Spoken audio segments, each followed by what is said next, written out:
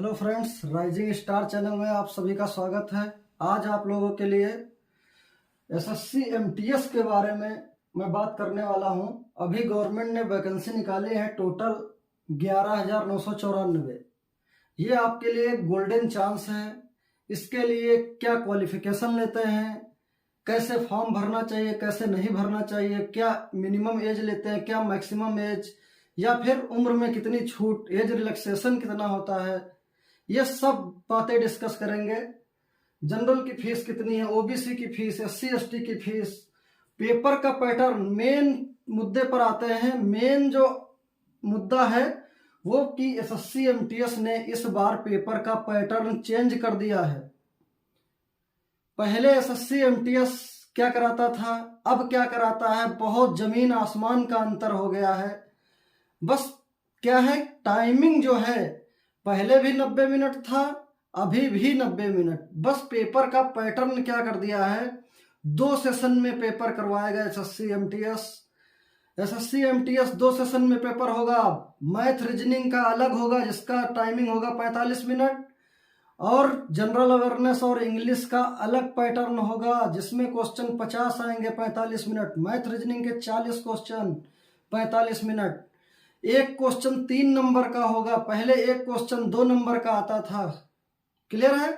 तो हम बारी बारी से एक एक पॉइंट डिस्कस करेंगे। कैसे फॉर्म भरना है, गलती बिल्कुल नहीं करना है, अदरवाइज एसएससी बहुत जल्दी फॉर्म को रिजेक्ट कर देता है। और कब करेक्शन की लास्ट डेट है, कब नहीं है, सारी बातें इस वीडियो में आपको मैं बताने वाला हूं। तो एसएससी एमटीएस का फुल फॉर्म क्या होता है? Staff selection commission. एमटीएस का मतलब होता है मल्टीटास्किंग स्टाफ। तो मल्टीटास्किंग स्टाफ का मतलब है आपको कोई भी काम दिया जा सकता है। जैसे हो सकता है आपसे पानी भी मांगा जा सकता है, हो सकता है आपको बताया जाए कि फाइलें साफ कर दो, हो सकता है आपसे बताया जाए कि ये क्लर्क वाला काम आप ही संभाल लो, या फिर किसी ऑफिस में क्लर्क की कमी है तो आपको वो काम करना पड़ सकता है। तो इसीलिए इसका नाम है मल्टीटास्किंग स्टाफ। तो जैसी पोस्ट है उसी के हिसाब से गवर्नमेंट ने इसकी सैलरी प्लस इसकी क्वालिफिकेशन सब कुछ डिसाइड कर रखा है। तो एक एक पॉइंट देखते हैं। हमारा फर्स्ट पॉइंट क्या है, टोटल वैकेंसीज कितनी है? तो टोटल वैकेंसीज 11,994 हैं। 11,994, बहुत सारी वैकेंसी हैं। आप अच्छे से अभी से पढ़ने में लग जाइए। अगर आप YouTube के चक्कर में, ऑनलाइन क्लासेस के चक्कर में पड़े हो तो आप सिलेक्शन कभी नहीं पा पाओगे। यदि आप कहीं ऑफलाइन एक कोचिंग ज्वाइन कर लीजिए, एक वे में तैयारी करिए। एक ऐसा आपका लक्ष्य होना चाहिए कि हम एसएससी एमटीएस को एक टारगेट बना के तैयारी करेंगे। एसएससी एमटीएस इस बार एक पोस्ट 11,994 में से कि एक पोस्ट मुझे लेना है। कोई भी आप एक कोचिंग, अच्छी सी कोचिंग देख करके ज्वाइन कर लो। क्लियर है? तो YouTube के चक्कर में पढ़ोगे, जिस प्रकार आपके एसएससी जीडी के पेपर खराब जा रहे हैं उसी प्रकार एसएससी एमटीएस भी खराब चला जाएगा। तो अभी से संभल जाओ। प्रॉपर ढंग से अगर तैयारी नहीं करोगे तो एसएससी एमटीएस 11,994 पोस्ट हो, चाहे 1,0994 पोस्ट हो, सिलेक्शन आपका नहीं होगा। तो फॉर्म फिलिंग की डेट क्या है? फॉर्म फिलिंग की डेट हमारी 18 जनवरी 2023 से लेकर के 17 फरवरी 2023 तक है। क्लियर है? और 24 और 25 फरवरी को आप क्या कर सकते हो, करेक्शन की डेट है। आप फॉर्म भरोगे, अगर कोई गलती हो गई तो फिर से आप पेमेंट कर करके 24 या 25 जनवरी को आपकी करेक्शन की लास्ट डेट है। 24 या 25 में आप सही कर सकते हो। क्वालिफिकेशन क्या होती है? क्वालिफिकेशन मात्र 10th मांगा है। बस मेन होता है एज मैटर करती है कि मिनिमम एज आपकी 18 साल ही होना चाहिए। फीस जनरल के लिए 100 रुपए है, ओबीसी के लिए भी 100 रुपए है, एससी एसटी के लिए फीस नील है। एससी एसटी के लिए फीस 0 है।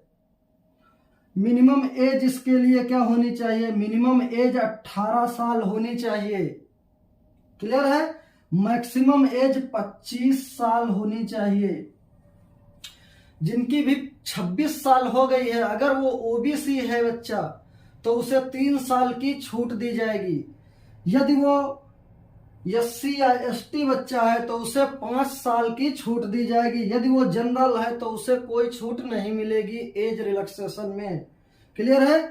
तो मिनिमम एज 18 ईयर होनी चाहिए, 18 साल होनी चाहिए, और मैक्सिमम एज 25 साल होनी चाहिए एसएससी एमटीएस का फॉर्म भरने के लिए। एज रिलैक्सेशन ओबीसी के लिए 3 साल की छूट है 3 ईयर के लिए। इसका मतलब ओबीसी 28 साल तक फॉर्म भर सकता है। और बात करते हैं एससी और एसटी की। एससी एसटी को 5 साल का एज रिलैक्सेशन मिलता है। इसका मतलब एससी एसटी जो बच्चे हैं वो मैक्सिमम एज उनके लिए 30 साल है, तो 30 साल तक फॉर्म डाल सकते हैं। अब मेन पॉइंट पर आते हैं। मेन पॉइंट ये है कि पेपर का इस बार एसएससी ने पैटर्न ही चेंज कर दिया है और उससे और भी आसान बना दिया गया है।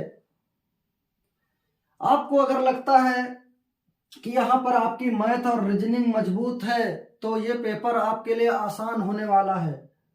हमेशा मैथ रीजनिंग एक बहुत ही अच्छे टीचर से पढ़ना चाहिए।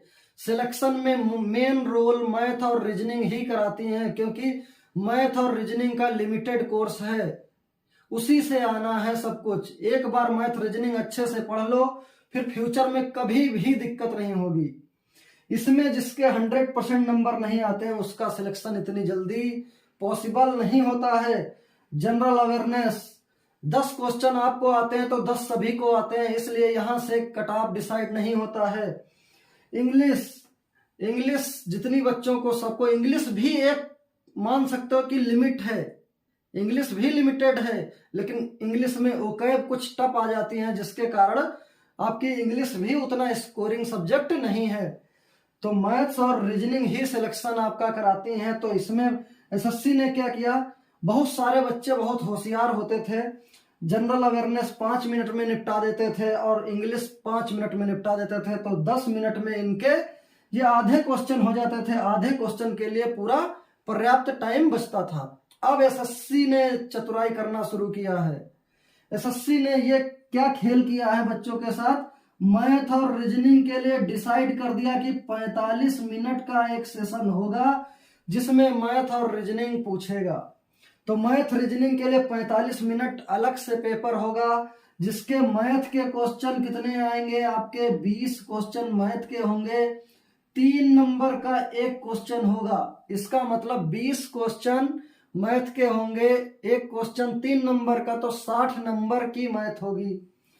और बची बात करते हैं रीजनिंग की। रीजनिंग में 20 क्वेश्चन होंगे और 3 नंबर का प्रत्येक क्वेश्चन होगा।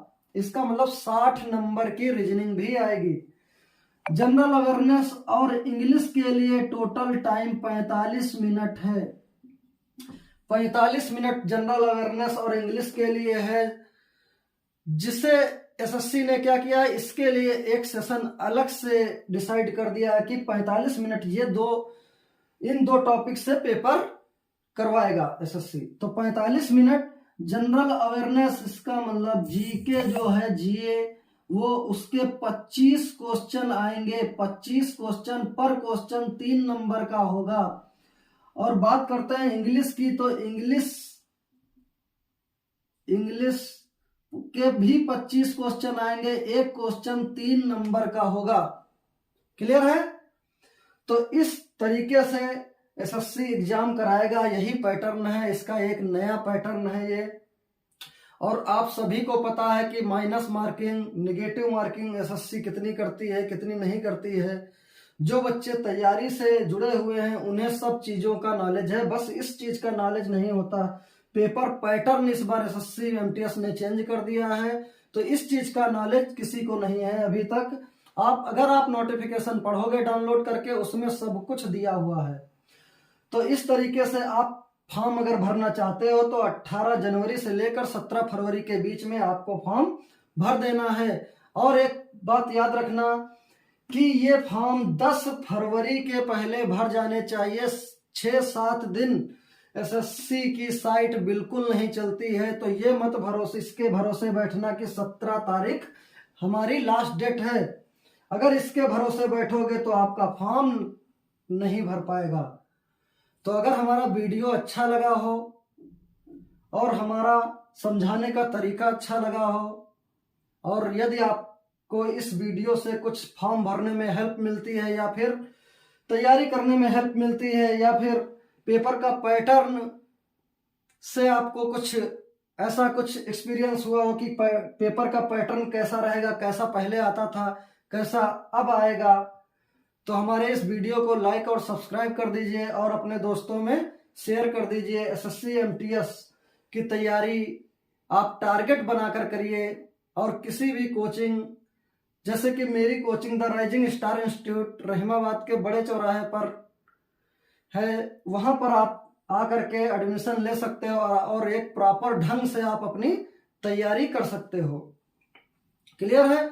इसका एग्जाम 3 या 4 महीने बाद आपका एग्जाम हो जाएगा, और बहुत ही अच्छी पोस्ट है।